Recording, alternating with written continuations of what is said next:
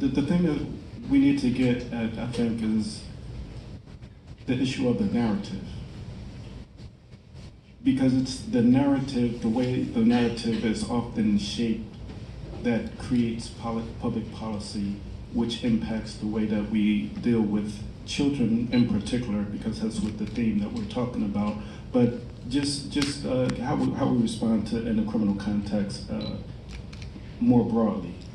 And so when we speak about the child predator narrative, the characterizations of people as being monsters, as being without morals, as being hyper violent, all of those characterizations, when unchallenged, created policy which enabled masses of children across the nation to be incarcerated for the remainder of their lives, and in some cases, given a death penalty.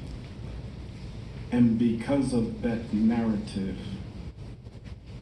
that although it has been debunked, since been debunked, the residual facts remain.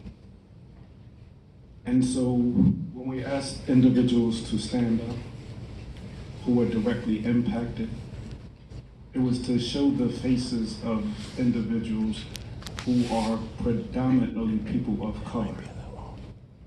And often there's an indifference with regards to that racial dynamic. Because we as a society have a mindset that if we're not directly impacted, if it doesn't affect us, it's not little Billy or little Mike or our next door neighbor, that either we're not engaged, we're not involved, or because it doesn't impact me, there's nothing, that's their problem. It's the othering thing. And it's the very othering thing that allows individuals to remain in a state of bondage, to remain in a state of desperate despair, and sentenced as children, whether it's with life without the possibility of parole or the functional equivalent in years. And if we can think that because people are others, it's not our children, it's their children. It's not a suburban problem, it's one of those city problems. Then we never recognize the humanity, the inherent dignity that we all have as human beings. And so as an individual who is regarded as someone who is worthless, who is someone who is super violent, who is someone as a super predator, not individually, but as a class, what does that say to me as a human being? When people in the media can say these things and write these headlines and report this on the news, and then I come into a facility that treats me as if I'm an animal, that has no regard whatsoever for my humanity. What does that say to me as a human being?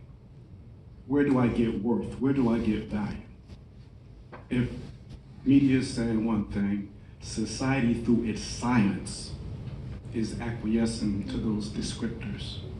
And then I come into a place that is regulated by the state that reaffirms those descriptions of being a worthless, valueless human being.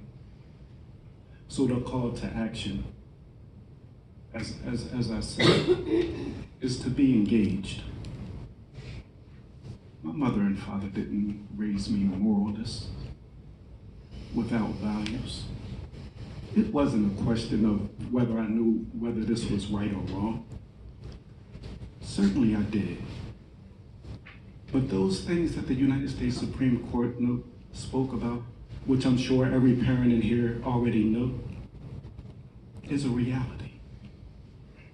The peer pressure with impetuous, rash decision-making,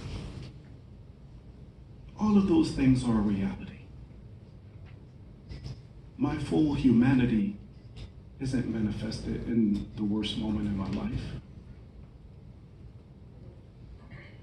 I would be remiss if I don't take these closing seconds to honor my parents first and foremost,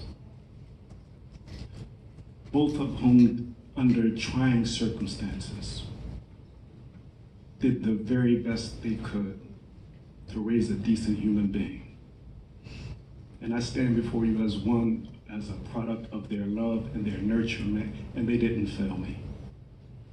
The morals that they instilled, although they weren't fully developed until I matured, the fact of the matter is that it began with that very early nurturing. I have to honor that. Both of my parents went to their graves with a son, convicted murderer, with life without the possibility of parole. Neither of my parents or my siblings had the opportunity to see me emerge as a human being, fully developed. Neither got to witness my release into society. So those, I see, time is out, but those descriptors, they had to go to their grave with their son being described as a murderer. It's not who they raised. That's not who they raised. I'm a person of values. I'm a person of moral character and standing, but I'm not the only one. There's thousands of our children and young adults across the nation who have the same moral fortitude, the same ardent desire to make reparation and amends for the harms that we caused. But because we're not fully regarded as human beings, or as characterized as monsters, murderers, and anything other than a human being, our full potential can be never fully recognized.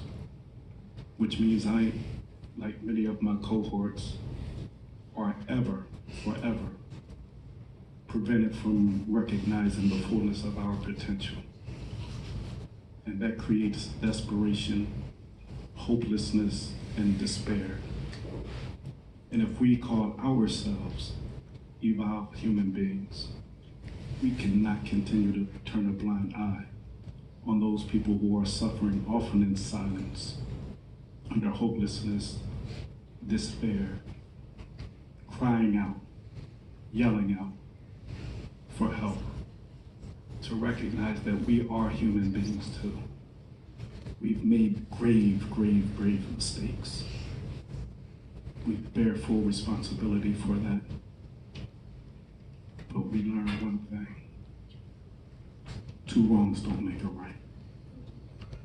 The fact that we did wrong does not absolve state systems from treating us wrongly as well.